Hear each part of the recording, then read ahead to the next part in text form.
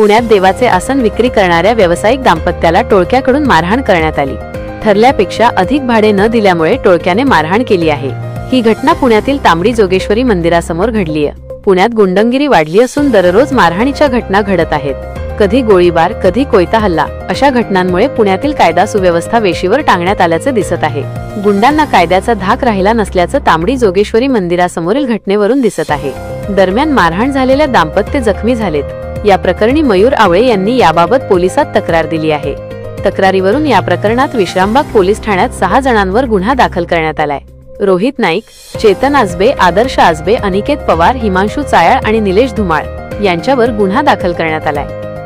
मिळालेल्या माहितीनुसार ही सगळी घटना 19 सप्टेंबर रोजी संध्याकाळी 4:30 वाजता तांबडी जोगेश्वरी मंदिराच्या लेनमध्ये अजिंठा इलेक्ट्रॉनिक्स समोर घडली।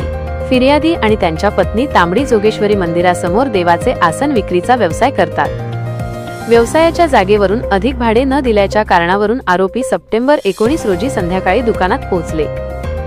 हातातील बांबू आणि काठ्यांनी त्यांनी फिर्यादी यांना मारहाण करायला सुरुवात केली। वाद सोडवायला तसेच पतीला वाचवण्यासाठी गेलेल्या फिर्यादी यांच्या पत्नीला सुद्धा आरोपींनी मारहाण केल्याचं फिर्यादीत म्हटले आहे।